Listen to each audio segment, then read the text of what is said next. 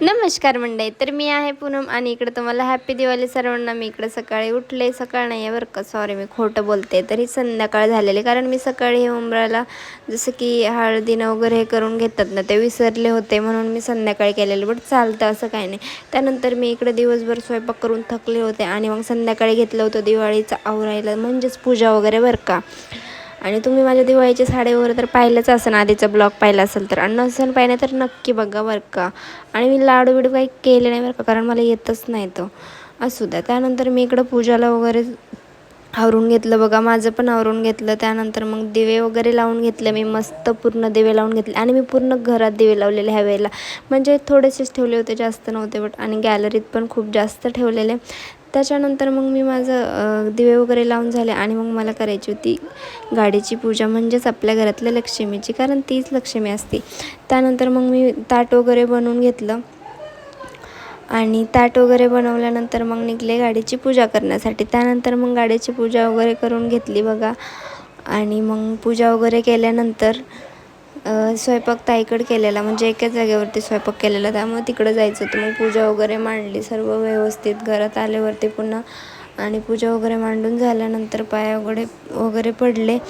त्यानंतर मग मी निघले होते फटाकडे फोडायला. आणि फटाके म्हणजे मला काय जास्त मोठे मोठे नाही आवडत बरं का, की लोकांचे घर पण उडून लावायचे, एवढे मोठे काय आपण वाजत नाहीत, कारण मला लई भीती वाटतं. आपण टिकल्या वाजणारा माणूस येतं, लहानपणी त्याच असायच्या, तर तसल्या टिकल्या असायच्या जे की दगडं फोडायचो आम्ही.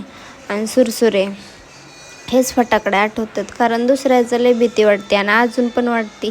पण यावर्षी जरा मोठं मन केलं तर की आपण फटाकडे वाजायचे, म्हणून सुरसुरी आणलेली. आता तुम्ही म्हणता लहान लेकरं वाजतात सुरसुरी, तर असू द्या, मी पण लहानच आहे, कारण मला सुरसुरीशिवाय दुसऱ्याची लई भीती वाटते.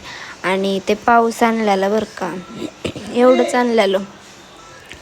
त्याच्यानंतर मग फटाकडे वगैरे वाजून घेतले, मस्त भरपूर वेळ एन्जॉय केला. आणि ह्या मेकअप तुम्हाला एक सांगू का, एवढं पटकन मेकअप दिसतोय ना माझा झालेला, तो मेकअपच्या मागं कमीत कमी 1-1.5 तासाची मेहनत आहे, कारण मलाच माहिती आहे मी किती वेळ मेकअप करत होते.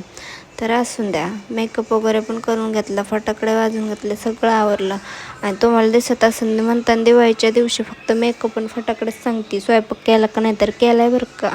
पूर्ण दिवसभर जसं माणसाचं हे पडलं आहे, एवढा स्वयंपाक केला आहे. त्यानंतर स्वयंपाक वगैरे पण झालता आणि मग फटाकडे फोडले मन भरून. आणि फोटो तर विचारूच नका किती काढले असतील, कारण माझं असं आहे, काय असो का नसो पण फोटो काढल्याशिवाय पोट भरत नाही. मग जेवण नसलं तरी चालतं, पण फोटो लागतात, एवढे तर फोटो लागतात. त्याच्यामुळे लय मोठे फोटो काढले, जोपर्यंत मन भरत नाही. पारखी रात्रीच्या 10पर्यंत फोटो काढले टेरेसवर जाऊ. आणि मग लास्टला इकडं आलोत आणि जेवण करून घेतलं. आणि इकडे दिसत असेल पुरणपोळी, आणि पुरणपोळीवर तूप नाही खाल्लं म्हणजे काय खाल्लं. चला तर मग तुम्ही काय केलं सांगा. Bye bye.